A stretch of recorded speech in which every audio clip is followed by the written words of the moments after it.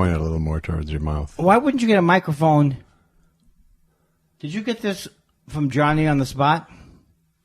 I can't believe that you have weed where I can see it. I'm not going to smoke it now, but Susan suggested we do smoke it, and then, or more, maybe you shouldn't smoke it, or maybe we should smoke it. Do you want a hit of it? I think not at the beginning. I think me going sober is better at the top. Okay. Wouldn't you say that by history? Historically, yes. Yeah, it's usually when it kicks in. Well, in general, do you want my mind to wander? I don't think people do. I don't know. It depends where it wanders, really. Oh, I see. Really, see, I would look at that 5 or 6 times. You're like a magician, but without the magic without the part sleight of hand at all. Yeah. And now you notice that Josh hid the pot from my sight without me at any time seeing his hand disconnected from his body. Yeah. But I did see you put it down there. All you saw was the pot, and the hand was irrelevant to you. The other trick I love is you do the milk in the newspaper. Yeah, it's a classic. It's a classic. It still looks like a hard trick for me. It is a hard trick. It is because it's all visual, right? I don't know anything about magic. Really? I even had a magic thing. I'm not Johnny Carson. What do you mean you had a magic thing? A thing you buy for $12. Oh, like a set. Yeah, and it's like, but I mean, really cheap. Like one of the tricks would be, it looks like one styrofoam tiny rabbit. Yeah. And then you notice I can make it expand to 4 unrealistic looking foam rabbits. Did you ever perform that trick for anyone? The whole thing was a rip-off. Yeah. And I never had enough, are we on, by the way? In case you wanted to cut in? I performed it for my sea monkeys. Now, let me ask you a question here. Are sea monkeys not real at all, right? They're not living organisms. They are. They are brine shrimp. You've never ordered sea monkeys, have you? I've never ordered them. But What would you get them at? I'm not saying at your favorite restaurant. Yeah. You know what I love? Do you know that Musso and Frank's used to have the best onion gum? I can't think of another joke. There was not that many jokes. Why Musso and Frank's? Well, I was saying like a good restaurant. We have a version of a thing, but it doesn't cross over really. They had the French onion gum. Yeah. That's how we are a team. Exactly. You put the funny, I put random words. You go premise. I put You're the premise supplier. Hey, Josh, I need something with verbs, nouns, and at the end of the thing, someone gets a little zazooey. Here, take these refrigerator magnet words and make something. Is that a good business? I think so. Oh, wait, the refrigerator magnet words you're referring to is the brief time period, maybe it was a long time period, where people had words that they put on the refrigerator as magnets, and they could make sentences out of it? Yes. I'm going to get coffee. What was the point of that? It wasn't. There wasn't much of a point. Did you have this post? I heard you had this poster on the wall.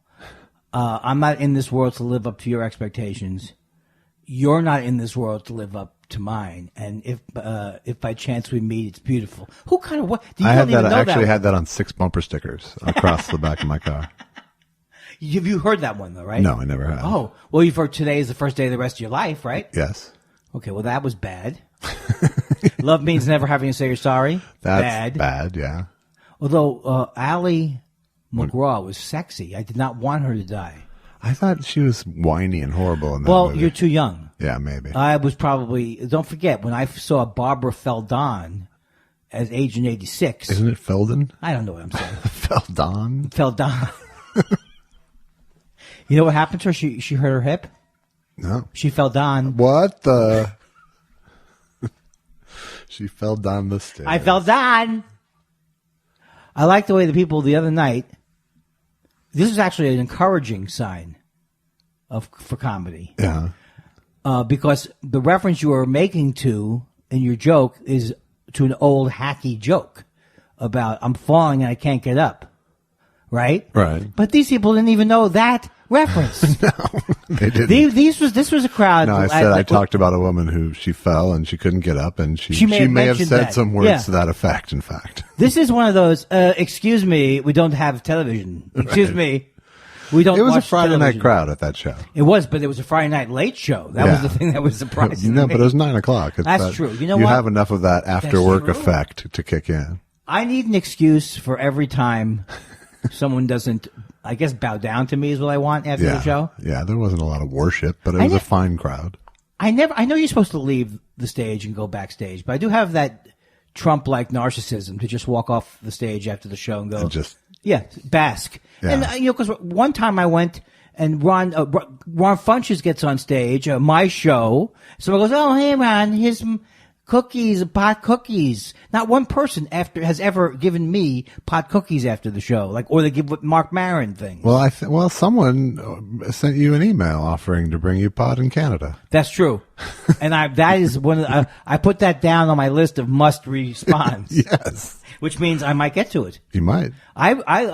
Joe Madison. Shout out to that guy, by the way. Yeah, that guy. At JFL 42, but by the time he hears this, will it be over or? Well, hopefully it would have happened. Yes, Why can't we do something? This is why we're 2 weeks ahead, is so you can go to Toronto. No, what's the point of it? It should be released like Pod Saves America. It should be we're current, we're up to date. People come here. Why aren't we doing it the day of? Okay. Why is this not live? I think I think we know why it's not live. Yes. Because we only make 3 test shows. Right. That's how you turn a failed show into a test show. Right. Is you edit it. Exactly. Now, I've reached my first lull. Have you? Nice. Not a lull, but my first time in the podcast thus far where I have mentioned, I don't know if you've ever mentioned this before. Do I talk about when I lose my place? I hadn't been listening. To the podcasts? To you. I hear you edit the shows you've devised a way to edit the shows without listening to the content. It's all by algorithm. I can take any 5 minutes out at any place and it's all fine. That's right. And you don't have to edit out did I leave the punchline in? What punchline? What punchline, exactly. We were the first comedians to use algorithms in place of jokes. I don't know, because that's what Facebook said. That's what, did you know that about, whenever this comes out, it doesn't matter because Facebook is still going to be in a world of trouble. I hope in a world of trouble. Yes. Because was I jealous of the guy, of Mark Zuckerberg? No, I never wasn't. Yes, I was jealous. I wanted his money. Yeah. I want that money. But did I say, how did he come up with that? How did he come up with what's the area in the movie where he goes, I just came up with, upstate your status. Did you see the movie? I did. And I have no memory of it. Who was in the movie? It was Jesse Eisenberg. Right. But they have a scene where they pretend to have. I just came up with a notification, something like that. Yeah, that movie just passed right through me. Why would you go see that movie? I didn't go see it. It came to me. Okay, so you are a normal human being where you do pretty much watch everything at one point of the top. I actually just watched La La Land the other night, finally.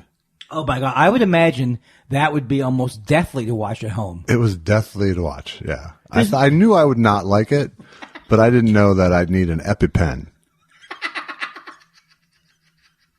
Now wait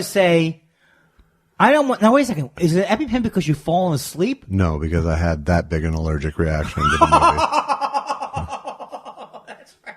I was going to accuse you of an incorrect premise, but you can't. Yeah, that's not your bag. No, that's not me. So you saw La La Land. I assume we've talked about it on the show. We haven't really. We've mentioned it because I hadn't seen it until this weekend. Oh, so you couldn't? Yeah. So because when the guy says, "What are the odds someone would name a jazz club Samba and Tapas?" Right. Yeah, 100%. Because you're the writer director. Right. The writer director. No, he said, who would name it? That's what he goes, who would name it? Right. The writer-director would name it. Indeed. And, look, I ruined that joke, but the joke's already released in several forms. Right. It's I don't need this podcast to put that joke forward. So, did you like any of it? I don't think I liked any of it. I like Emma Stone. I think she's really a really good movie actress. I also like the other guy in most Gosling? movies. No, who is handsome it? guy, Is it but funny. Ryan Gosling? Yes. Okay. Funny, handsome guy. Yeah, but I horrible. I hated him in this movie. In Crazy Stupid Love, I hated his character. I didn't like his portrayal. I didn't care about him whining another white guy. That's what a lot of people say, like another white guy was going to, this is not my joke, but someone, comic said, white guy, who better to explain jazz? Right. The whole thing. Just his whole trip was horrible. And it was not his fault, though. It's the writer-director's fault. Oh, you think are you saying that movie could have been the greatest movie of all time if Ryan Gosling had... There was no problem. I mean, I had no problem with the leads' performances. They were just performing shit. So, yes, it was a writer-director's issue. Right. So, in other words, when the other movie from the same guy came out, which was called Restraints... Don't know. It was a car crash. He's a drummer in the movie. I remember, he was a drummer in the movie, and the guy who we did that shoot with, right? He was the mean teacher. Yeah. Come on, 1, 2, 3, 4. Yeah. Shut up. That's not exactly how like he was. Backbeat or Flash. Go back. No, quick, too quick. Boom. Crash test. No. You sure? It's not Crash Test. It's something kind of like that. It is something like that. And I can never remember the name of that movie. Yeah, I can't. And that's another thing. But everyone loved that movie, and I didn't love it that much. Whiplash. So you see where I got Crash Test from. No, I knew it was in the ballpark. But it's not close enough to the ballpark. No. That I'm comfortable with it. No, we're on the plate now. We're over the plate. But that's when we pitch Aging Jews. Yes. Right? Whiplash. When we pitch Aging Jews. It's like when my grandma called the best whorehouse in Texas, that warehouse movie. I never saw that movie, did you? Yeah. And that was a good movie. Yeah, it was a better musical than La La Land, that's for sure. La La Land was a musical? What? Oh, you mean those little bumps to the next scene where someone's barely moving? They walk around to a rhythm. Oh, they were dancing when they were walking at a brisk pace? Right, in unison, sort of. Not even in unison. Yeah, no, I didn't. I hated it from the opening scene. Now, did you watch it with the wife? No. The wife, I recall. And what made you finally watch it? Because everyone's talking about it. Because it was starting the second I looked at the channel guide. Oh. See, that's where they need to appeal to people like me. If you tell me any time of day, go get this movie that you want, that requires me to come up with the name of the thing I want to see. Right. I want it to be boom. It's 10 o'clock. I want to watch Crash Test. Where's Crash Test? Where's Crash Test? Yeah, why won't this damn thing play Crash Test? I don't want to watch an interactive game. I don't want that. Okay, that was a bad impression of a Jewish person. Yeah. But I still say that. It's hard to believe you would blow that, but you did. I do. Well, I think there's two things about me blowing it. I'm not particularly good at what I do, right? Yeah. So I know what a Jew is like, right? But I'm not a mimic. I'm not Bobby Mimic, Mikey Mimic, except to see, like I can sometimes I can do an impression for a little while, like Jackie Mason. This man, he come to me. He said, but that's it. I can't sustain it for a whole hour, which would be so perfect for me when I do my tribute to Jackie Mason. It really would. Now, you can do impressions better, although everyone is still talking. And in fact, the Elvis Costello estate, I'm saying he passed away from hearing you do his impression. God. Everyone is, there's a lot of mixed things on the street about your Elvis Costello impression. Well, I've gotten requests. From the podcast listeners? Yes. But, I only do them organically, man. Are you getting things sent to you with food and incredible items and yeah, oh yeah, that you're not showing me? Well, yeah. Imagine, I love that image of you making sure that you only got to see the emails with free stuff in it. Hoarding the gift baskets and muffin tins. Well, that's what I told you Todd Barry does that. He says, dear Bose speakers, I like it. I like what you do. Send me some of it. When I was working on Malcolm and Eddie, I got to go to the Nike Celebrity Center and the Reebok Celebrity Center, which is like a secret warehouse location where they give free shoes to celebrities. And you got a bunch of stuff? We did. Well, Joel Madison, who created the show, he worked the system because they wanted to get their stuff on our stars of the show. Oh, that's right. So, so we got the sort of lesser writer treatment at these places. You got inferior shoes? No, we got perfectly good shoes. We were just limited to our take, but it was pretty good. Yeah, that's a weird thing. The whole free shoes for the rich thing is pretty. Yeah, there's only been a few times that anyone has offered me anything, and it always feels strange. Like the last couple of years, I could have gone. I went to these Emmy thing once. Yeah. And we just walked through, but it just doesn't feel right. The to gift me. room First of all, thing? everyone's disappointed when they announce you're there. Yeah. And so imagine your chagrin if they went, ladies and gentlemen, Andy Kindler's here now. Nothing. Right. Zero. I mean, zero. Right. So now it's like I'm not even helping their event, which is the point of it. Oh, Andy Kindler came down. Now it's about getting the free stuff. Right. And then that just feels bad. And then I always end up giving to an organization that I've never heard of before. Yeah. Like lights, like a small, like look at this LED light, like that can illuminate the light itself.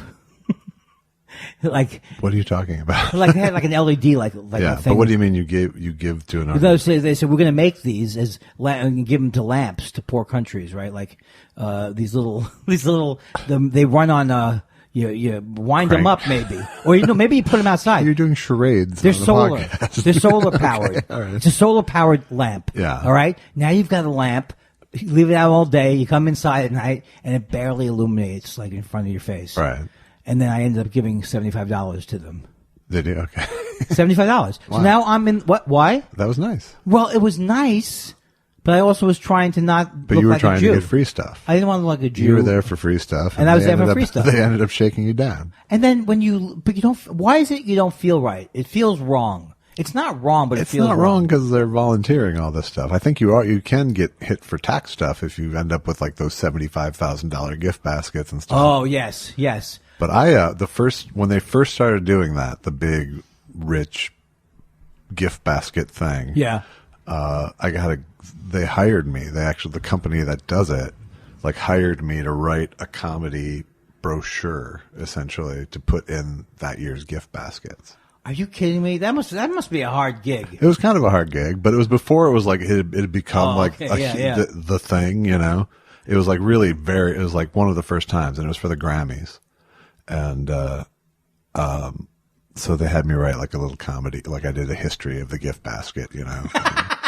1958, Little Richard receives a warm 6-pack and blah blah, you know, something like that. And my fee was a gift basket. Oh, right. So, and they were worth, a few grand at the time or whatever. But Yeah, there was those like a were real. cell phone and Yeah. there was, all sorts of things in there. But When you go to the Emmys or something like that, you get like a crazy gift bag. yeah, right? now they have like gift rooms like you're talking about where you sort of go in and pick what you want. That's one of my favorite episodes of The Sopranos is when it's Ben Kingsley Yeah. and the guy who plays Christopher. Christopher Montesalvo. We're terrible with names, but he was he gets hooked up with Kingsley because he wants to start screenwriting and everything, and it just gets so creepy when they go in one of those suites. Right. And Kingsley's like, "No, here, have it, take it all. It's ridiculous. It's free." Right. Did you watch The Sopranos or you didn't watch The Sopranos? I did. Yeah, but I don't think so. I don't think so. Because if you had watched The Sopranos, you would have taken the ball. Of course, the Ben Kingsley episode with the Emmy baskets. I don't, very little actually, unless I watch something twice. Yeah. It doesn't, like I remember the arc with when Christopher became a screenwriter. Yeah, right, exactly. And so I That remember. is his name, right? Christopher. We just can't Christopher think of was his the character. acting name, Yeah. and we don't want to slow the show down more by looking for more Googling. Right. Someone will tweet it to us, Yes. I'm sure. He was also And we'll go, in oh, right. Goodfellas. Yes, as got Get shot. Your Shine Box. Yeah, A spider. He was Spider. he was Spider. Yeah. Very good. Well, we were on a topic though when I asked you that. You were accusing me of not watching The Sopranos, Oh, no, and I so- was defending myself That's true. faintly That's because true. I don't have any pride about my Yeah, those TV kind of show arguments- retention. These are we're not the people. We would never have been the person in Diner who made his wife Right, answer exactly. a quiz Yeah. to get married. No. Because why would she want to marry that guy? Here's the quiz. What was I talking about? There you go. Question 1. Is that for me? Yes. Because I don't remember anything? Yes. Oh, my God. That would be the quiz you would give to your fiance. Now, how's your caffeine levels? Caffeine levels are good. You can see. I apologize for the deep chicken soup smell in the house. I made chicken soup for Allison. I don't even smell that. Does that mean first of all, You're dead inside. I'm a Jew. Yes. I'm a Jew, so maybe I smell it in my Smells soul. like home. Now, let me ask you a question, Josh. Did you make homemade chicken soup? I did for my wife with a cold. I was thinking about this today. It is actually incredibly good medicine for probably a number of reasons, including, what is it called when you're trying to breathe?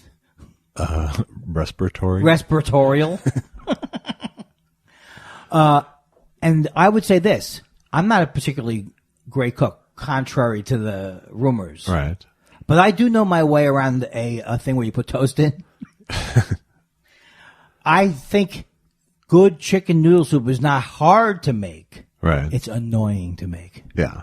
Because, it's the only thing that you really can very rarely get anyplace else but home. That's the thing that steams me. I've had some places that have great chicken in the pot, but the chicken soup that they have like at Mrs. Gooch's. Yeah. Remember when you did a bad impression of a Jew earlier? You're doing an incredibly good one right now. Oh, because I'm not happy with the soup? Yeah, because of your chicken soup diatribe. Well, I also, don't get me started on the various chicken soup for the soul, and then look, chicken soup for the soul already was treacly trite enough, Yeah. right? What was it going to be in that book? How could that be a book? It was more than a book. It was an industry. And what did it say? Give me a sample thing from Chicken Soup for the Soul. They were little short stories that were heartwarming.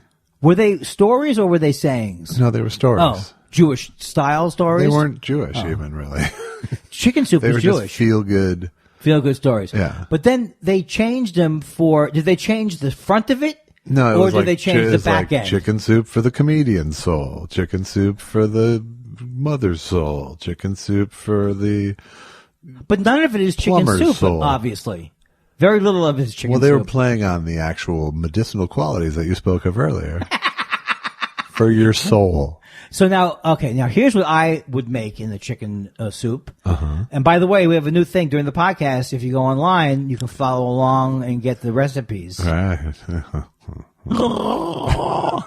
You have to use at least one whole chicken. Yeah. Is that what you did? No. Okay, tell me. Why am I guessing? I don't like to guess. I shortcutted it. If you shortcutted it, I'm very upset. I because- totally shortcutted Did you it. shortcut it even to the point of using chicken bouillon? No. College Inn broth? I used a combo of stock and broth.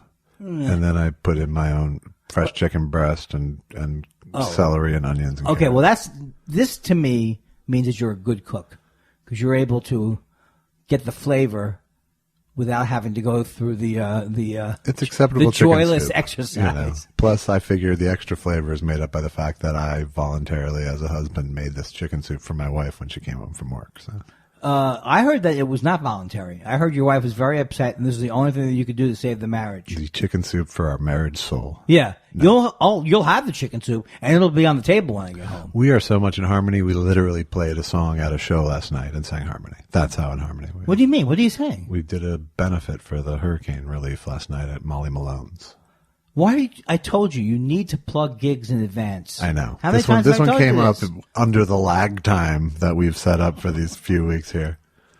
Oh, But okay. thank you for having us, Jay Tinsky, who listens to our show, I found out. Thank you, Jay Tinsky. Who books Molly Malone's and Genghis Jay Khan Tinsky, have you heard about for my years and years. my songs, my originals? He booked when you performed in my show And at, do you remember at Genghis Khan. He booked that. Do you remember my originals? They were Randy Newman-like, except without the creativity. Or the humor. Or the humor. Or the humor.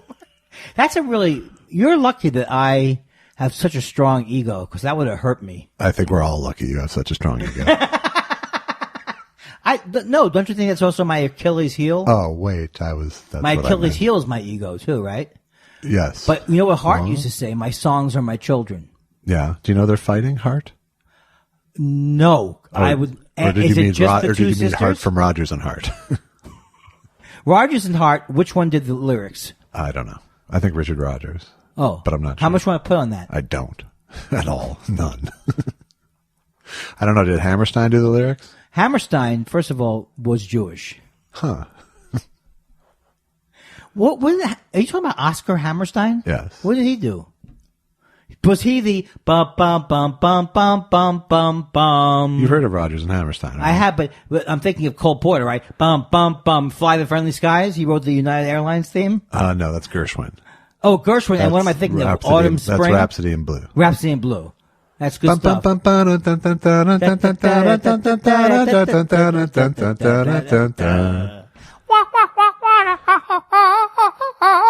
Hey, has a baby ever sung that song?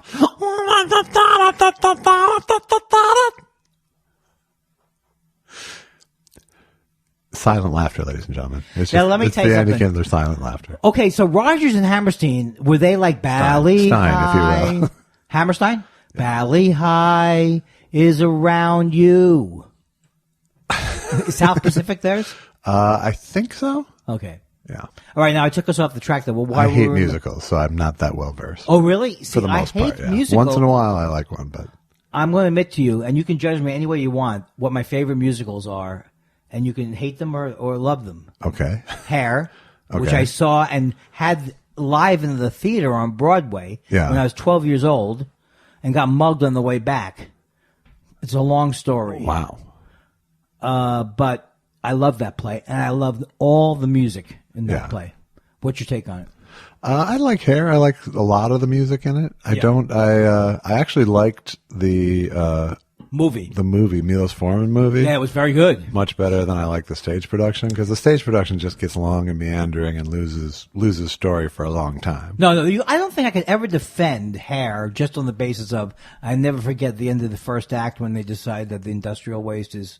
No, I mean you really remember for the various incredible. Almost every song is incredible in that musical, except I liked it when I was so young that maybe I fooled myself. Probably you're forgetting some of the songs. And it was Jerome Ragney and somebody else. I don't know. Okay, so I also So Hair is your first Hair. desert island musical. But my favorite when I was a kid, and also the way that I'm not being facetious, was Jesus Christ Superstar. That's how I learned about Jesus Christ. Was mostly from that I have show. a lot of friends who are basically your age, who if someone starts into that, It's over, it's right? Like, yeah, and, Yeah. and it just infuriates me. Well, I can see how it infuriates you, but remember that Elvis Costello even said, "My favorite one. I like the one about my son." Doesn't he have that song? I prefer the one about my son. That one? Yeah. And he's right. That is the best of that's I've been wading through all this unbelievable junk and wondering if I should have given the world to the monkeys. I have to admit now that not only are you great at doing Elvis Costello, you may be one of the foremost. Thank you very If much. there's any money in that. There's not. There's not? There's not. Okay, so, and the thing about, I've read other religious things Yeah. since then, but that's a pretty good, pretty positive accounting of Jesus Christ. Yeah. In that I was in Godspell in high school. and I loved Godspell. Oh, God, I hate Godspell like When poison. you are young No, don't, please. or under a curse. Hate it. Your life is Hated sad. every minute of being Your a prospects are- disciple clown. Oh, I hated it Wait a so second, much. you're talking about a play that got Martin Short and a lot of people together back Yeah, in no, the old days. that was great, but and I'm sure, and yeah. I bet I would have hated it even with that production. Well, the classic musicals are great. Company is great. I played violin in Company. Yeah, And I love Camelot. really. Yeah. But I got burnt out after. Yawn a lot, I call it. Huh? I love the music. My brother couldn't stop singing the Music Man. Music Man is. 7, 8 I have a very weak spot for Music Man. pockets in the table. Pockets that tell the difference between a gentleman and a something. With a capital T that rhymes with P that stands for... Why do I think Monty Hall was that part? I think he No, was. it's Robert Preston. Robert Preston in the movie, but Monty Hall played it in He some may variant. well have. I saw Dick Van Dyke do it once. That must have been great. It was pretty good. Yeah. But Monty Hall, if you think of Robert Preston, does he not look like a young Monty Hall? Sort of. Did you, as when you were a child, have the same problem that I have, where there were certain people I really almost didn't know that there was a Mike Douglas and there was a Merv Griffin and they were separate people? There were a look of people, and sometimes I would confuse them. Yeah. Did you ever have that? Probably not exactly like you're describing. Like you watched Bewitched one week, Yeah. and it seems like a new husband. Right. It's weird. It's like you can't remember from one week to another. I just finally, I want to drag every joke that I wouldn't do on stage into our podcast. Oh, good. Thank you. I'm I'm going to do glad to the be your Darren humor cesspool. The Darren. How'd they switched Darrens? They did. What? I love when people say they switched Darren. As someone who was switched in a TV series once, I have a certain kinship with Dick York. Right. Dick York was the original guy? Yeah. But I also love that they apply the people who think about things like that. They apply like a Sopranos-like structure to Bewitched. You know what I mean? Yeah. I can't. I think it'd be always hard to replace the husband, but I don't know why they never put the premise of that show. Although my wife loved that show, I couldn't watch that show. Did you like that show? Bewitched? Not really. No. But now my mother-in-law is like unbelievably like Endora on that show. And I don't even mean that like she's a bitch. I mean she looks and sounds like She's and Endora. who was that? Ruth Gordon? No, it was Agnes Moorehead. Agnes Moorehead. I always call her reverse Endora because she was a huge bitch to my wife and really nice to me. So okay, I remember this now. yeah. So do you feel now everything's good with them? So do you feel sometimes like lording that over your wife? What? That I got along much better than you did. No, that would be a stupid thing for me to do. But did it make her happy that you got along? Yeah. Except for when you unless took her her mom, try act like she liked me more than my wife, then again. Mom always liked you best. I always said. Yeah, you always did, and I always agreed. That's actually one of my jokes. I know. Well, how do you know those jokes of mine? Because I've heard you over the course of 2 fucking decades. Unfortunately, Josh would have had to not hear me. We'd have to go to another area. Exactly. Any other musicals? I loved A Chorus Line, but I don't think it's a great musical. I was in A Chorus Line too in high school So you were a song and dance man? as much as yes. Well, you are a song. First of all, we know that you're a song man. I'm more song man than dance man. Yeah, I don't remember any of your moves from having seen. No, they actually had to create. He created a part for me in the Chorus Line. So. Oh, that's cool. Because I was a fat kid, The 300-pound dancer wasn't really buyable, I don't think, even for a high school production. Now you could name a show. Now it could be all about. It could be Donald Trump's show about the guy who broke into the computer. You know what is a great musical? Is Book of Mormon. I heard that is a good musical. I will watch that at one point. I have a problem with the South Park guys, and it colors my whole ability to enjoy them. Yeah, it is. And I've heard I saw that look in your face. The listener at home can't see the look. I would call it disgusted look. No, it wasn't at all. I understand having a problem with the South Park guys, but to me, it's like Book of Mormon makes every problem I have with them or I've ever had with them go away, because Book of Mormon is this unbelievable piece of work. It's honestly just like one of the best things I've seen, because you can't deny it being an actual musical. Like, it is a true Broadway musical. And that has a lot to do with Bobby Lopez, who did the music with them. But, so I love that they played by the rules and did this incredibly funny, incredibly profane, incredibly smart thing. And they couldn't have done any of that stuff without South Park and the other stuff they've done along the way. I can't. As a culmination of just like all this creative power, it was like, it really blew me away. Like, I was jealous of this thing. Wow. Well, I haven't met anybody who I respect who hasn't loved it. So. Yeah, it's pretty incredible. So I'll say, the thing about those guys, like, I know that they're talented, although I can't watch South Park. Yeah, I don't watch South Park, but I think they, the voices drive me crazy. I can't stand those. I can't stand voices that are parody of cartoon voices. That's what's his name does. The Family Guy guy. Yeah. He's like doing Peter Lorre. He's doing. But that's a cartoon tradition. To do absolutely, it's a cartoon. To do tradition. Peter Lorre. To do celebrities as cartoon characters. But hasn't Peter Lorre already in a cartoon? I don't know. I don't know what I'm saying. Here's my thing. My ability to argue, my anger outstrips my knowledge. Right. And every argument. Your anger is so gut-based. Sometimes once it gets to your head, it's I actually got dizzy that time. I literally couldn't remember what fakakta argument I was making. This visceral hatred of the tiniest speck of thing. Fakakta means for shit, right? Fakakta. Yeah. Have you ever heard of hakachinik? Sure. Don't hawk me a chinik. Yeah, and that means don't bug me? Yeah, basically. Wow. Stop annoying me. Stop pestering me. Oh, well, no wonder I got a lot of that. You've heard it, huh?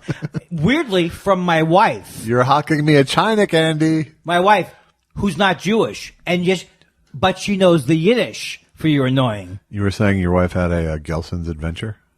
Yes. Okay, so it wasn't a Gelson's adventure. We love Gelson's. Gelson's is a local grocery store. I love Gelson's. It is my favorite grocery store of all grocery stores that are that big. Okay. You know what I mean? That are an actual supermarket. Right, okay. I've been to places in New York that were like, I haven't been to Russ and Daughters, but those kind of places where they look pretty incredible, small gourmet shops. Sure. Or Dun and Brad Street, Dean and DeLuca. What were we talking about? I don't know. What? What were we talking about? I have to go to school. What were we talking about? Gelson's. Okay, so we always try and get the things from their bakery, their prepared food things. They make food. Right. What do you call that? Their deli counter. All right, Josh. All right. Christ, it's like being with a fuck up. So she said that she got chopped liver there, and I said, "Wow, chopped liver there." She goes, "Yeah, because it's Rosh Hashanah." She said, "I saw matzo balls, but because I don't like their soups in general, and I don't like anybody's soups in general, prepared soups, non-homemade." But she said, "Oh, I saw matzo ball, but I didn't see it with soup." I said, "Yeah, don't get carried away." Yeah. And that is my joke of the night. That's the story? Yeah, because it seemed funny to me at the time, which was like, you're going to have a good time buying Jewish food at Gelson's, but it's not going to be like my father's potato pancakes. Yeah. You know? Yes, for sure. Did you have any Jews who made incredible food? Not a lot of incredible food. There was a couple of things, but like I come from bad cooks mostly. My brother and I are like the first generation of. But you guys are great. You're a great cook. That's actually almost like thinking outside the box of your family thing.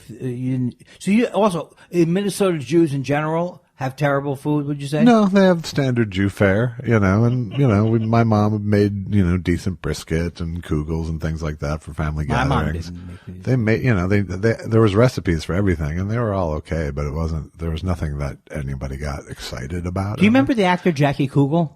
Hi.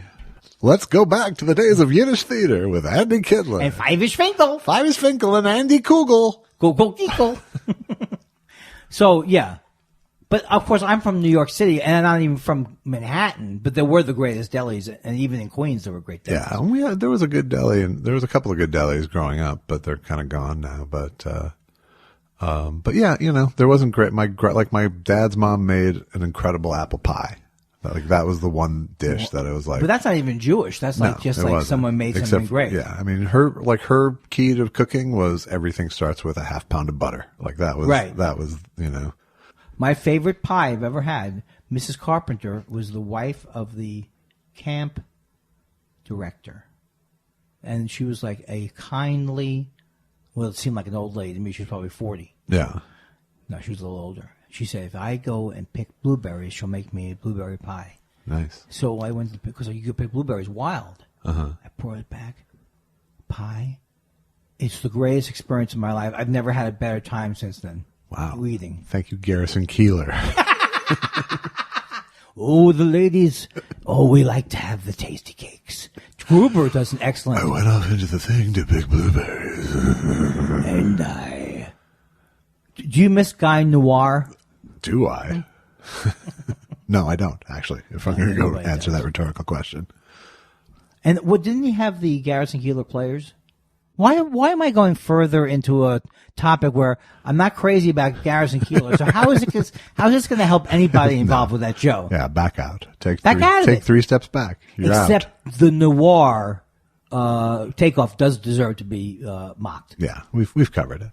No. This is what you're going to have to be doing in about 3 months from now when I repeat all my material. I don't know what you're going to do. Well, in Minneapolis, you had a good run with the Garrison Keillor mocking. And that's then true. the newspaper guy wrote about how you bashed Garrison Keillor in front of Erica Rhodes, who is related to Garrison Keillor. I know. It really was through someone's was marriage. Some weird. Yeah, I met Garrison Keillor's wife, and she was extremely did she come to nice. the show? Yeah, she came to the show. But And she's like the aunt of Erica, right? how do you remember these things? Because I was there that She's week. Erica's mom's sister, which could be Like an also aunt. said to be Erica's aunt. Wow. I just want to say I'm on today, baby. You know what I'm saying? You are, I'm on. absolutely. If you don't get a good Tracking. show out of this, I brought my A game. Normally, I come here, you're like, oh, Andy, please save me. I can't do it. Hopefully, you'll be able to save the day. Yeah, that's how I greet you usually. No, I said Speaking of scoring big, what's that? Did you see my super tweet this weekend?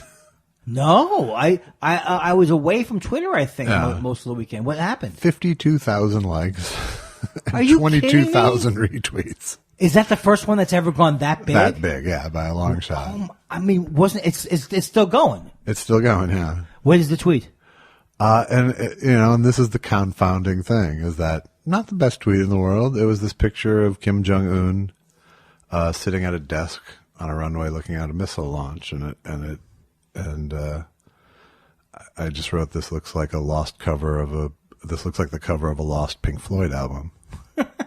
And it did. It really did. Right, you right. know? And apparently it really did, because 52,000. But, not anywhere, nothing I was like, thought anything of. You weren't going to think of that. That's unbelievable. And that's one thing about Twitter. I hope this doesn't sound silly, but something I would say would be silly. But no, I mean, that's the type of thing I think is extremely interesting about Twitter, is you really don't know how something's going to... That is way funnier, 1,000 times funnier than you sold it. I'm showing it to him right You're now. showing it to me now. You undersold it. But why would you oversell it? All right. Let me show you the greatest thing. And just as I expected, it got 22,000 retweets and 53,000 likes. And how many more followers? I got like a few hundred more, maybe Now you're 300, talking. 400 out of it. Yeah. I wasn't paying that much that's the attention thing until I woke up the next day, and it was like, crazy. And Entertainment Tonight was on the phone? Yes, absolutely. I think that's one The thing. Twitter paparazzi are all over my house now. Please. Why would they want a photo of either of us? Pose with your tweet. You don't see a lot of people. Jew photos do not get a lot of money with celebrity. Name me one Jew who you go, oh yeah, that Adam Sandler. Do you see photos of Adam Sandler? Not so much. Not so much. Not so much. No. But that's the thing, is you don't know. It's the cool thing about Twitter. You don't know, and so that it actually reinforces something that's true. Is like, even the person who's the comedian, I don't think ultimately, I don't want to, this is going to sound like Robert Klein on comedy. I don't think ultimately knows. You can't ever really know what your thing is in a way. It's almost like, for me, it'd be like staring into the sun. But I'm saying you don't know, you do know a lot about why you're, it's not like we're clueless as to how the humor is produced. Right. But there is a certain part of it that is out of our control. Yeah. You never know when you're just going to hit a nerve of some kind. And this, obviously this is like a combination of lots of things lining up, where I think the image itself was pretty compelling. And I think there's a lot of Pink Floyd fans, and it was like a ton of international journalists retweeted it. So there was like people from all over the world writing stuff. It was like this very weird 2-day, because my thing was inundated with it. It blew up. Yeah. It literally blew up. I've seen and people. it stopped being fun, I have to say, too, because it's like I had tweeted other stuff since then. Oh, right. And you couldn't see any of that because they were just like hundreds an hour coming in. Yeah, and the thing that's, when you tweeted this is funny. This isn't like Ricky Gervais says this is no God again, and you're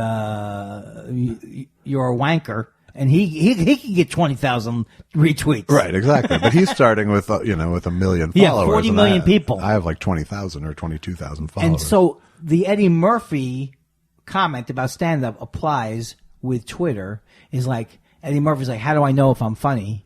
He stopped doing stand-up because everyone keeps saying, oh, you're funny, you're funny, you're funny.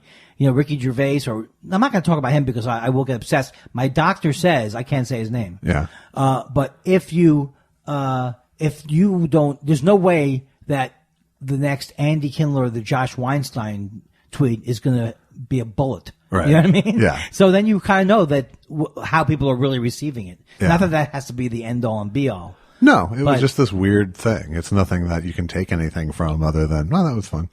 But, Yeah. But it's not like. Oh, no, I would take it. I would But feel but more it's- superior it's- to you going into today if that had happened to me. I probably would have canceled the podcast. Sorry, Josh. 22,000. My Jimmy Fallon thing, I think, has 1,000 or 2. I don't even. It's nothing. Yeah. It's garbage. It was pretty crazy. Yeah. And how much money did you make? Not a dime. What is that other thing people do? Who say? Does anyone do who say I anymore? think- I haven't Bill seen Maher, I I have not noticed. seen a who say in a long time. That Bill Maher joke about Bill Maher. He was joke. my favorite of Saddam's sons, by the way, is who say. Who say? Who say? Who say? Yes. Who say? Who say and Kude. He was like Gummo. He was like Gummo Hussein. He was actually the most talented of the Husseins. Yes. That joke Colbert did about Bill Maher was so great last night. I didn't see it. I was at. Are you going to watch it? I might. Okay, so don't. But I don't. don't care about spoilers. Okay, I've so the already joke seen, is, he says, I've already seen clips. He was like talking about all these African American actors who've made all these advances this year. I forget even the premise. And then at the end he goes, and of course Bill Maher, who I assume is black because he's so comfortable using the N-word. Right, that's good. I had heard he took a shot at Bill Maher, but I didn't see the joke. And me, I'm like the old bitter comic. I was the first one. I was the one who didn't like Ma. Years ago, they called me crazy. Yet again, you're claiming What? hatred pioneership. I have to say that I was an early adopter. I'm not saying a pioneer. I'm thinking it, Right. but I'm not saying it. Yeah. Well, I have to put you behind everyone who had come in contact with him before that. But Jimmy Fallon, I was early. Now, You were an early Fallon, but But but you it know was what? expected. It And was expected that's of you true. coming off of Leno, off of 20 years of Leno hatred. That's and, true. And yeah, I'm bored with my disdain of Jimmy Fallon, and I don't really have disdain for it. It's gone. The juice is out of it. Yeah. And he was actually funny on the Saturday Night Live show, which I think I mentioned. Did I mention that? You did, yeah. Did Andy Levy say anything? I don't know if he has. He hasn't. You know, said I any- haven't heard from Andy Levy in months. Yeah. Well, You know what maybe that should means? Stop talking about him. Do you think this is a negative? I don't think he cares because he doesn't. He doesn't listen.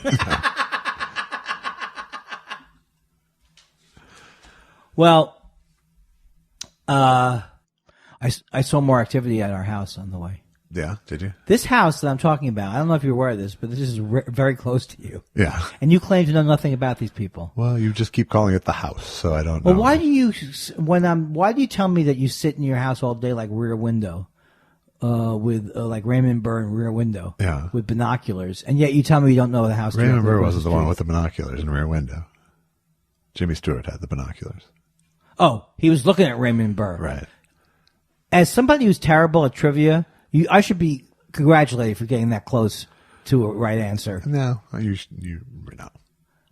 Don't spoil alert that movie for people. Although I have no memory of what happened in that movie, but I loved it. You remember the cast though, or part of it. It was Jimmy Stewart, who played his love interest. I say love interest because I'm a movie aficionado.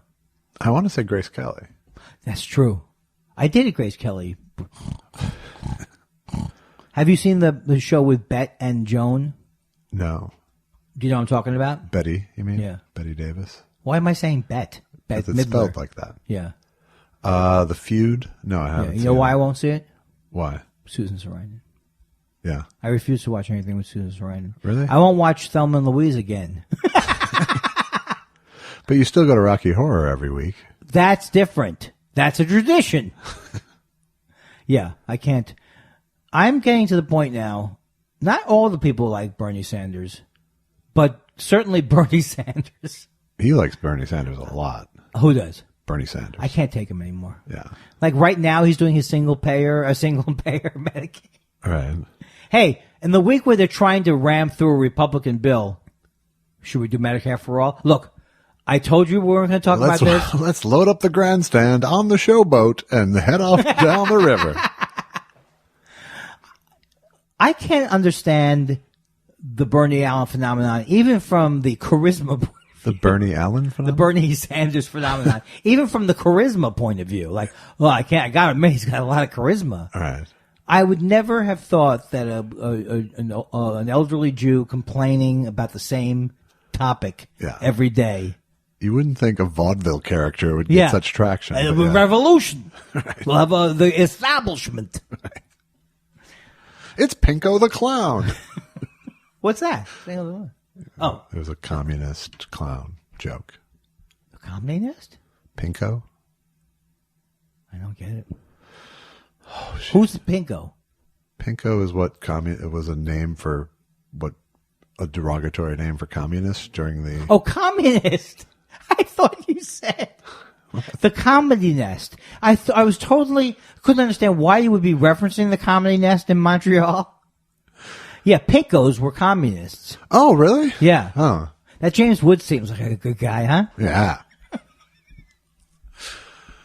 Wow, that wasn't fun. That James Woods, I'm not going to talk about him because who needs to give him more pub? But his Twitter page is really the worst thing I've ever seen. It's a dumpster fire. And then he went after somebody and got in trouble. He's going to get in trouble. What a surprise that he will get in trouble. But I don't see, because I see Twitter as a place where you just lighthearted joking and ribbing. Right. Unless you're Florida, in which case you wish them dead. Oh, that's... It's week 2 of that argument, and I got to tell you, now I want to go more against Florida. Now, let me see what else. Oh, do you have anything? You have any updates? No real updates. I went to the dentist today. Oh, how'd that go? Well, I have teeth. My family is big on cavities. Like when I would meet people as adults and they go, I said, how many cavities you had? Usually they'd say none. Yeah. Or they would say they go 3. I go 3 every visit, right? No, over my lifetime. Yeah. My family would go 8 cavities. I'd have 7 cavities, 14 cavities. Yeah. And my mother took us to Cousin Solly when I was very young. Yeah. And I imagine that the reason why she took us to Cousin Solly was that he was probably reasonable. Right. He did not use Novocaine.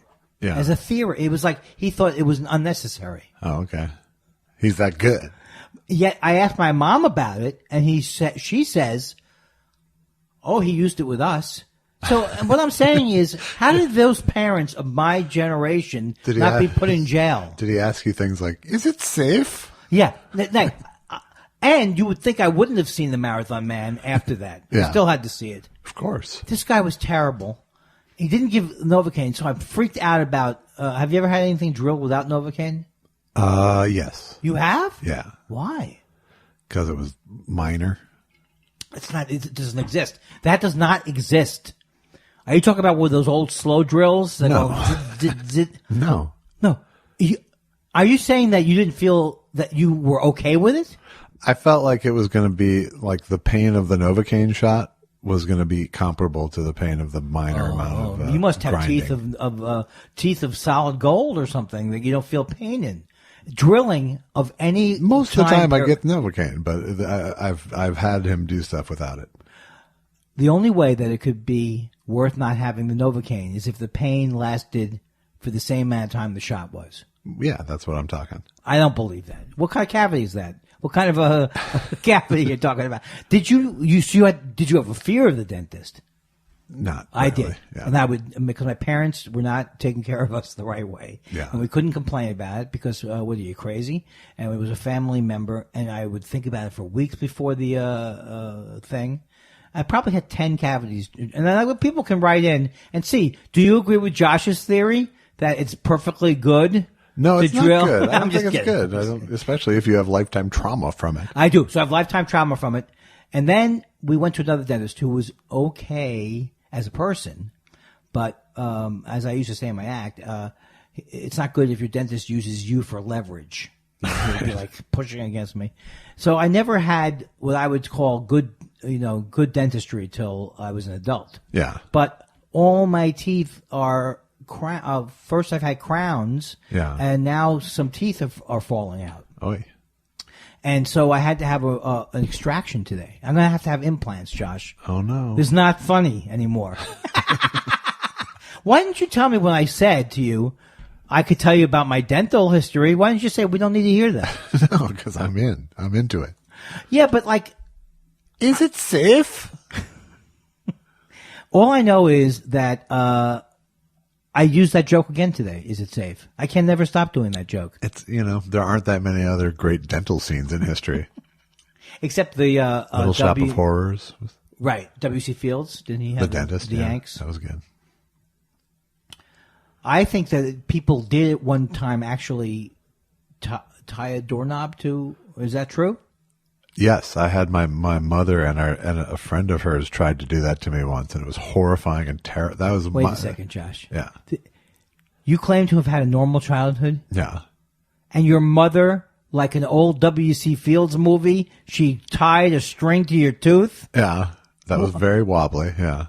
Oh, it was very wobbly. Yes. It wasn't like an extraction. It was like, how when you're a kid and your tooth's about to fall out, but it won't quite come out. So whose idea was this? We talked about this last week, but that's another America's Funniest Home Videos standard. Is the various ways that people yank out teeth. Like Is that true? Yeah, they'll like tie something to it, and they'll like tie it to a remote control car and drive the remote control car off. Or What? Someone shot an arrow once with it attached to a girl's tooth. And, Is it ever funny to watch those? yeah, sure it is. Of course it is. I have to admit that there is at the essence nothing funnier than a good home video when you first see it, because they're always but then after about 5 minutes I can't watch anything. When you start to go to YouTube, Yeah. for like 2 minutes you're singing with delight. Look at that cute cat. Right. Look at that situation. Well, that's why America's Funniest Home Videos has lasted all this long, because it's curated YouTube now. Right. Is it still popular? It's not so popular, I don't think, like it was, but it's Right. still on. Well, it's on a regular network. It's on, yeah, for its 28th year or something. And when do they put it on? Like on a night? Sunday night at 6. Oh, that makes sense. Or at 7, I guess. 60 minutes time. I watch all these British, like Masterpiece Theater and Mrs. Fox, Yeah. whatever they're called. I love every one of them. Now I've turned into my father. He would watch Do you? Masterpiece Theater. I just can't. If you give me the Are you English a Downton accent, Abbey guy? that I haven't watched. Really? Okay. But that but that's Sounds not, like something you'd really like based on this last couple of sentences. But I like the mysteries. I don't know what okay. I like. My father loved Sherlock Holmes. Did he? Yeah. He doesn't love him anymore though. You know why? Dad. It's elementary. I also wrote down about dying here, but I don't remember what my bit was about it. But I thought this would be a podcast. A lot of podcasts are afraid to talk about death. Yeah. I thought maybe we could be that thing we only talk about. I think we've come close. I know. We could, if we had theme music, it would be Jim Carroll, probably. I heard that we're the Elizabeth Kubler-Ross of podcasts, and that's just commenting on the humor. I don't know who that is even. This is very, very... You missed the distressing. Jim Carroll reference. Is that a second Jim ago? Carroll, who was that? Exactly. Is he a singer? He was a singer and a writer. He wrote the Basketball Diaries. Yes, and why he died? wrote, "These are people who died. Oh. These are people who died. That's a great song. That was the Jim Carroll band. And why did he die so early? I don't know. He died just a few years ago.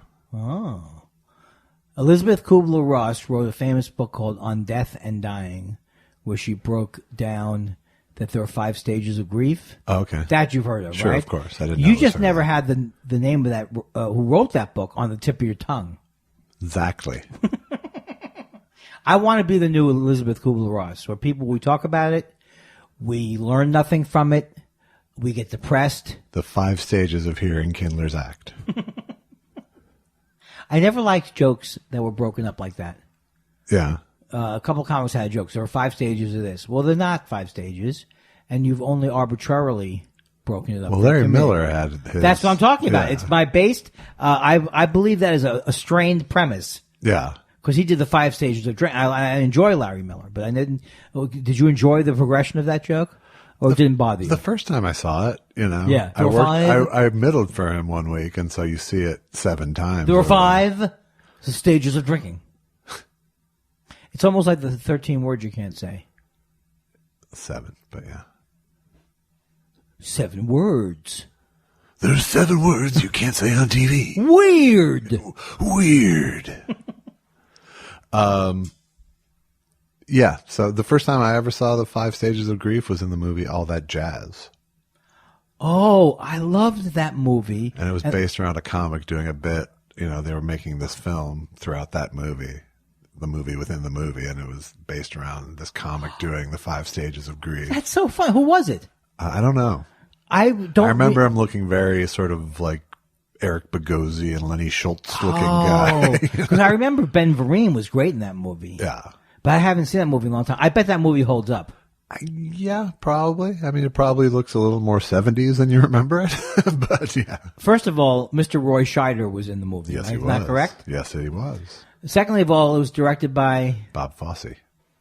All right. I rest my case. And the case would be you arguing against me that it was good. It's Fosse-ish. I remember being funny and weird, and it was autobiographically based because didn't he keep having heart attacks? Yeah, he was like a lifelong chain I smoker. But I also loved the movie Lenny before I knew who Lenny Bruce was. I saw the movie Lenny before I really knew who Lenny Bruce was. But Lenny Bruce is not like Lenny Bruce in the movie. It's not like Dustin Hoffman. Not really. I never dug the movie that much. You said it best when you told me that there will never be a better portrayal of comedy than Tom Hanks in Punchline. That's it. Wrap it up and take it home. Exactly. Has there been a good, okay, the best movie about stand-up comedy, I would say, is King of Comedy. I don't know. I mean, it doesn't actually talk about stand-up comedy Maybe I just much think it's at a all. hilarious movie. It's a great movie, Yeah. and there is a stand-up comic in it, but it's not really like his act that he does at the Tonight Show at the end or on the Jerry Show wasn't actually funny. I know, but we had to buy that it was funny, like in every other I don't know stand-up what thing. we were supposed to buy with that. We were supposed to buy that he killed on the Tonight Show. Yeah, but that's a bad thing. It was supposed to be a bad thing. I think the ending, he always kind of like, Scorsese didn't even, from my knowledge, didn't love the movie. I love the movie. Yeah. And it has Van Morrison's "That Was a Wonderful Remark" at the end of it. But I saw it as it would be bad that he would be popular. That he was talking about kidnapping Jerry. Yeah. That was, people were laughing at it, Right. but it was actually happening. Right. But I don't think Martin Scorsese was making that movie and said, I got to show how funny Rupert Pupkin is. No, but it is a plot point that when he goes on, he does succeed. Does he do And then he goes to jail, and then he becomes out in the postscript. You see that he's a big celebrity. Yeah, that's pretty funny. Okay, so what other movies have been made about stand-up comedy that we could point to? There was. Oh, I have news for you. What? I'm dying up here. Renewed for season 2? Yes. Yes. Okay, and I interrupted you. Nothing. I don't know. There aren't very many good movies about stand-up. I think there was one called The Comedian. Right. And there was like the documentary that Shelley Berman did that he ruined his career with. Have you ever seen that? No. It was like on Dumont. Well, actually, Seinfeld's documentary is good. Comedian? Yeah. Yeah, it's all right. It's okay. I love Warren I'd Adams. like to think that mine is the definitive. Why? It's just like we're doing a bit but I wasn't talking about documentaries though at first. Right. I was more talking about like movies where they portray comedians. No, it doesn't work. Doesn't work. Maybe I have to do it. I think didn't Requiem for a Jew. Yeah. No. I need to do something, Josh. I can't continue like this. The podcast that you said was going to be lucrative. Yeah. You showed me this whole, what do they call them? Spreadsheet, yeah. Yeah. First year's income. Right. Residuals. Right. It was actually, I stole it from Star Wars. You know what one of my favorite activities to do is? What? is to go on the SAG-AFTRA website and see if there's any residuals Yeah. in processing. Yeah. It's the greatest thing in the world. Is there? This last year, there has been almost every time I went there some activity, Yeah. and it's made me feel like, thank you, God, Thank you for planting all these money seeds. thank you, Martin. The show Martin, that didn't pay very well because I think Martin was on Fox maybe. Yeah. Once I was at a meeting and the person said, you know, at the Fox family, and I said, is it really a family? And he said, no. They're right. This is all going to go in when my show business memoir comes out. Yeah. Under the over the big lights, over the top, the Andy Kindler story. Half recollections of Andy Kindler. Half recollections. What was I saying again? What the? Do you remember when books didn't have a title and then a whole other thing after it? Like, Forgotten. My rock and roll days through the mill of show business ending up in a pool of blood. Right. Did they always have that, or is that new? It's more new, I think. Yeah. Yeah. I say stop it. You don't get 2 bites of the apple, Josh. Okay. You name your book. I'm just going to name my next book. Bah! This is shortest cover. You're a bigot. Bigot. You're a bigot. Yeah, say. If Edward G. Robinson had made anti-bigotry movies, There you go. they wouldn't have been as popular. Yeah, you dirty rat. You're a bigot. Now, when you say you dirty rat, I think, are we going from Edward G. to Cagney? Yeah, probably. But did they all say dirty rat? Folks, None of them actually said dirty rat. please, I think. please, we really need emails.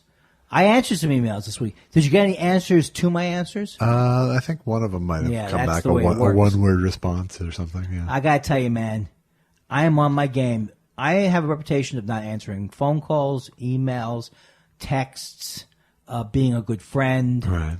helping out others when they're sick, Right. asking people on their deathbed if they have the $500 they owe me, tripping old people on the street. I do that a lot. Right. Can you think of 5 more examples of terrible things I do? I do check kiting, Right. of money laundering. Right. I run the. I'm a racketeer. Right. You steal from food banks. I steal from food banks to give to big banks. Hey, that's the plot. It's the reverse Robin Hood. Right. And then Bank of America says, "Why did you drop this food off to me?" Josh, did I tell you when I used to work that I gave blood for a living? No. Did I ever tell you that? No. And people would make fun of it, but you know what I would say? I was can't- laughing Oh, sorry. All the way I to was the blood laughing. bank? all the way to the blood bank. Okay.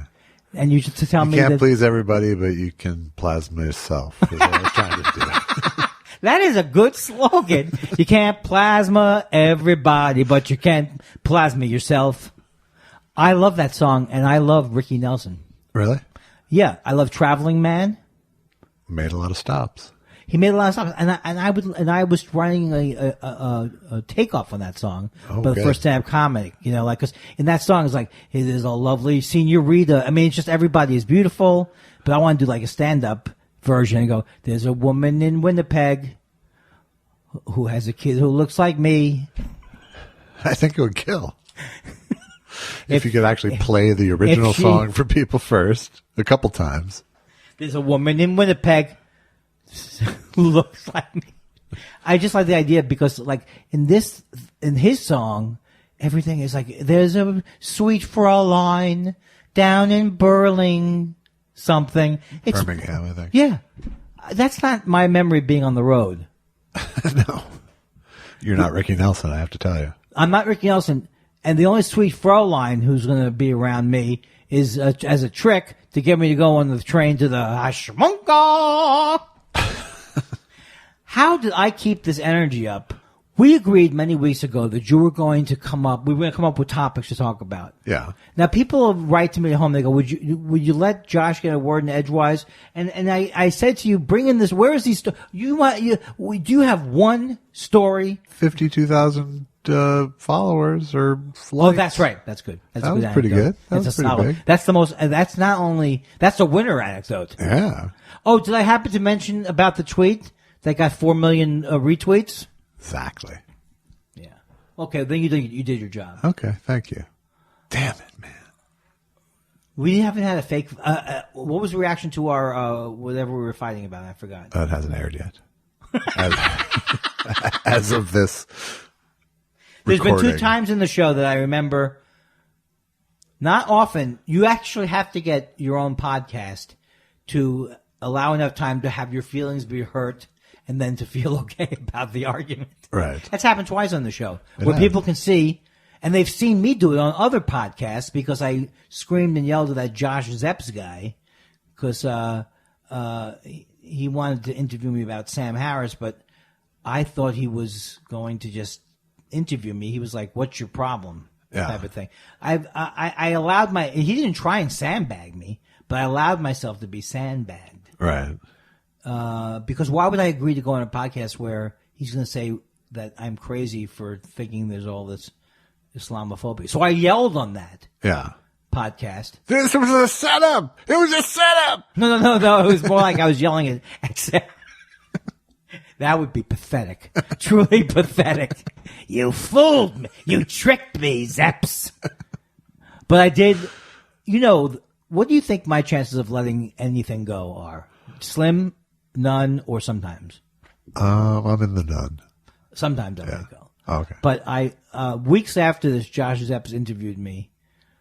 I go to the page where his show "We the People" is, Yeah. and I see how he describes Andy Kindler goes off on a thing, and you be the judge. And I immediately started to get upset about it again. Started to Please welcome my guest, Fish in a Barrel. That's right. Yeah, you decide. Legendary comedian has breakdown. I don't know why I called that legendary comedian. I had my own. You like the sound of it. But the that's breakdown part, I mean. Well, the point is that I brought my A game tonight. I want to tell you Except something. for that tooth you didn't bring with you. Right, and I don't have. I have to take penicillin, but you just take a couple of days, right? You don't finish the whole round. Why do I think it's funny to violate the thing everyone knows? Medical common Medical wisdom. thing. Actually, I just read an article or saw the headline to an article. I can't say I actually read it, saying that that's starting to become a question of if you actually do have to, if it is harmful to stop. Right, because I would also think that goes along with the theory of we've had too many antibiotics. Right. But I know that I'm not going to get. I'm allergic to penicillin. You are? I am. That's not good. It wasn't good. I found out the hard way. As a young child? No, in the hospital a couple of years ago. That's pretty old. I wasn't allergic to it as a child, but Oh, you got allergic to it. yeah, apparently. Wow. Yeah. And what happened? Like I lost an entire layer of skin from my body. Like it just literally shed a layer of skin. Oh. It was really unpleasant. So you definitely don't want that to happen again. No, and then they had to, when I got out, they had to give me a prescription for like a $3,000 per prescription course of antibiotics because of it. Oh, please, but did you have to pay for that? No. But I had to get special approval for it. Oh, but, oh my God. So, you know what I've just decided, because I'm a medical expert. Yeah. I guess the fact that the penicillin can kill things, it can also kill the wrong things. It would seem like a layer of skin in my case. Now, here's my image of how they discovered penicillin. They had a loaf of bread, Yeah. and they were saying, "Oh my God, look at that mold! Throw it out!" And they go, "Whoa, whoa, whoa, whoa, whoa, whoa, whoa, whoa, whoa, whoa! Not so fast. Not so fast! Give a little of that and see if it is that how it was started, or was it started by we're losing all of our men from syphilis? Is penicillin for syphilis originally? I don't think it originally it was. Right. but Do you know there's a time period with your lifestyle you would not? I think it was more like it was like everyone in the village has syphilis. except for Eddie, who buys bread at the day-old store. We'll wonder what's happening. You know who would be terrible to have syphilis? Someone named Phyllis. It would be bad, yeah. It'd be bad as a last name for Phyllis. Right. Phyllis syphilis. Or if your name was Rhea, it would be bad to have gonorrhea. These jokes, do you think these are jokes or more like are these algorithms? If you had a hairpiece, it would be bad to have herpes. Well, how long did it take you to recover? It was several days of like really uncomfortable. No, I meant from your performance on last week's podcast. Hi, babe, ha.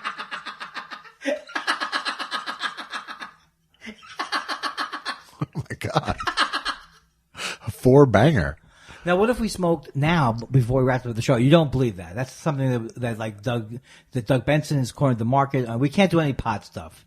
It's not really our thing, right? I mean, But then I'll go, Dave's not here. But the greatest time I ever had was on getting... See, I think right there tells you that we shouldn't be doing pot. Just if we're going to go to the Cheech and Chong references every time. Do you know every time I smoke pot, I think of Dave's not here? It's just ingrained in my thing. Wow. Going downtown, going to see, all of that stuff. But I was younger then. We were, it was Pink Floyd was the pot smoking album. Not only is this, I think, the amazing tweet, I don't even know really what it's a takeoff on. But when you see the picture. Yeah, and it's not really a takeoff. I mean, I think of Dark Side of the Moon, but. No, the only actual Pink Floyd album it sort of is like is Wish You Were Here, which was the one with the guy on fire on the movie. Oh, yeah. But it's just you entered this thing where it does all of a sudden look like a record album. It does. Yeah. And in fact, I mean, it's just weird. I went with Pink Floyd, but at first I was like, I mean, what it really looked like was like a 1980s post-punk. Right. Like the Smiths or U2 or REM rather. $1 million if you had done it. But I wouldn't have, I don't think. So. I don't think so. If I would have gone any more obscure. But literally only one person out of 52,000 went, actually it doesn't. Are you serious? But usually if I have a big tweet, it's usually something political and there's like hate mail that comes along with the successful tweet. I can't believe that. That might make me mad even make me mad after 53,000 people liked it.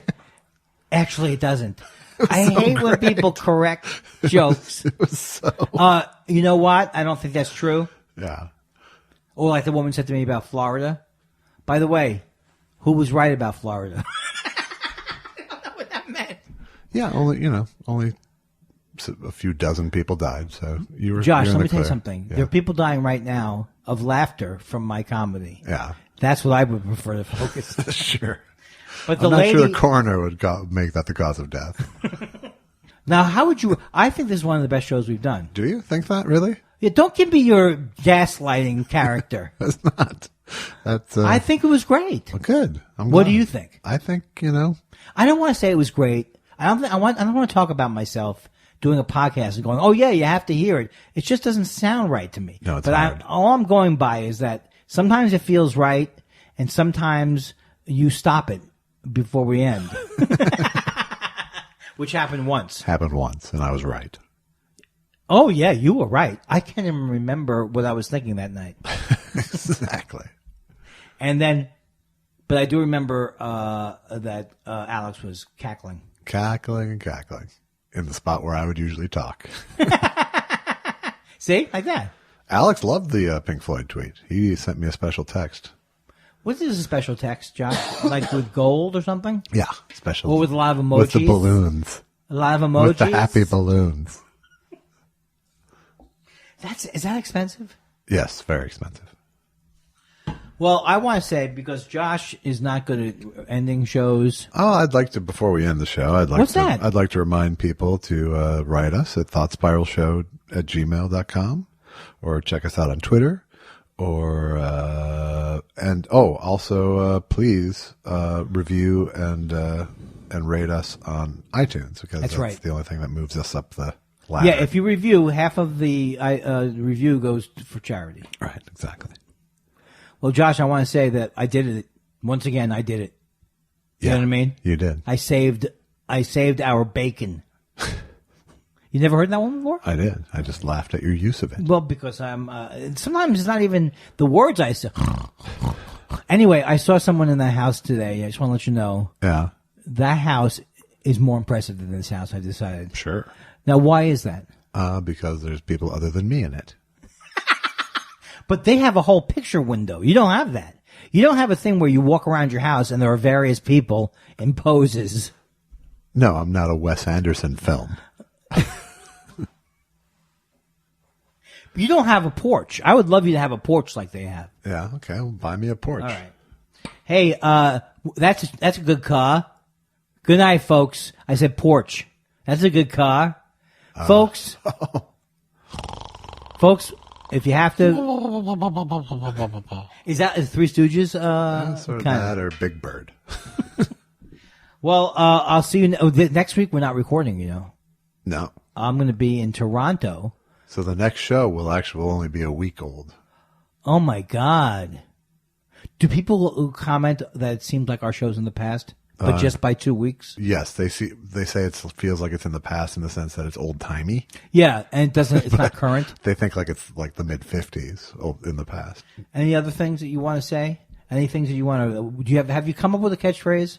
I have come up with a catchphrase, but Okay. It's filthy. So we'll pass. I don't want that. It's not at this time of night. You want me to do a fake ending? Sure, do a fake. Okay. All right. Now look, Josh. I can't think of one funny way to end the show. Hey, Josh, what's that button for? Boom. Show's over.